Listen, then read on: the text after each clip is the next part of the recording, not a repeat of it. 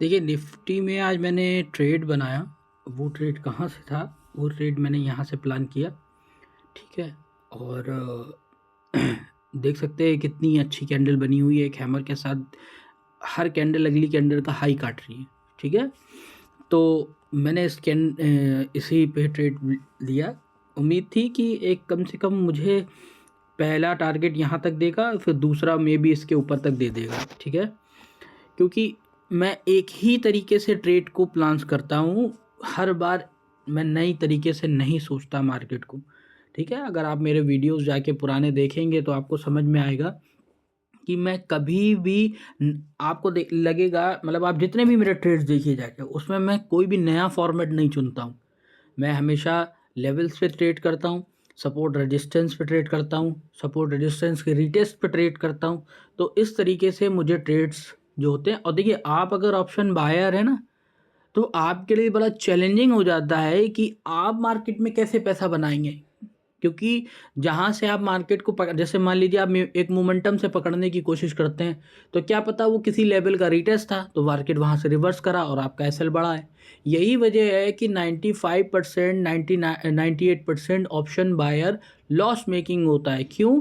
क्योंकि जो उसका सेटअप और स्ट्रेटजी जो होती है वो उतनी कारगर नहीं होती है। वो अगर उसको बैक टेस्ट करे, जब तक वो एक ऐसे सेटअप या सिनेरियो पे काम नहीं करता है जो उसका 40% जो ट्रेड्स हैं वो उसको 100 या 200 पॉइंट ना दें।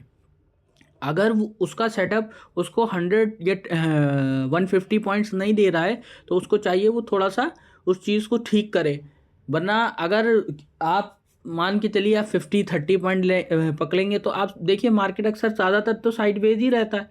ठीक है। अब इस दिन मार्केट ने मूव किया, देखिए इस दिन मार्केट ने मूव किया फ्राइडे वाले दिन, उससे पहले की मूव देख लीजिए आप, है ना, साइडवेज के सिवा कुछ भी नहीं है। तो और इस चीज़ को समझिए कि आपको एक मतलब ज़्यादा से ज़्यादा पॉइंट्स पकड़ने हैं, पहली बात। दूसरी बात, आप जो स्ट्रेटजी कोई भी सेटअप यूज़ करते हो, किसी भी तरीके से ट्रेड करते हो, तो आपको चाहिए कि आपका सेटअप 40 से 50% काम करे और उस 40 से 50% में वो 100 पॉइंट्स तो दे दे। और जब 100 150 200 पॉइंट दे तो आप उसको चेस करना भी सीखें। यही वजह है कि एक ऑप्शन बायर क्यों इतना ज़्यादा ड्रेन हो जाता है चीज़ों से। जब वो अपनी साइकोलॉजी ठीक करता है तो कि चलो ठीक है भाई, टारगेट तक बैठेंगे, अच्छा होल्ड करेंगे, और करने भी लगता है वो। तो उसके साथ चैलेंज आ जाता है कि मार्केट हफ्ता भर उसको बहुत ड्रेन कर देता है। मार्केट 50-60 पॉइंट जाता है, नीचे आ जाता है, मार्केट 50-60 पॉइंट जाता है, मार्केट नीचे आ जाता है, फिर ऐसे ही SL2 ले जाता है ना। तो वो ड्रेन हो जा शुरू हो जाता है। अब जब वो ड्रेन होता है तो फिर क्या होता है, वो फिर क्या करता है, अरे यार ऐसा करेंगे वैसा करेंगे, है ना।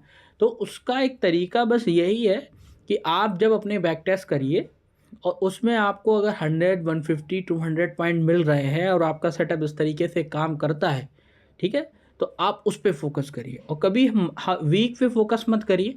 हमेशा अपना फोकस अपने मंथ पे करिए, अपने 3 मंथ पे करिए, अपने 6 मंथ पे करिए और अपने ईयर पे करिए। तो आपका जो ट्रेड करने का तरीका और साइकोलॉजी है वो हमेशा अच्छी हो जाएगी। ठीक है। चलिए मैं आपको स्क्रीन रिकॉर्ड भी ज़रूर दिखाऊंगा कि मैंने ट्रेड प्लान किया।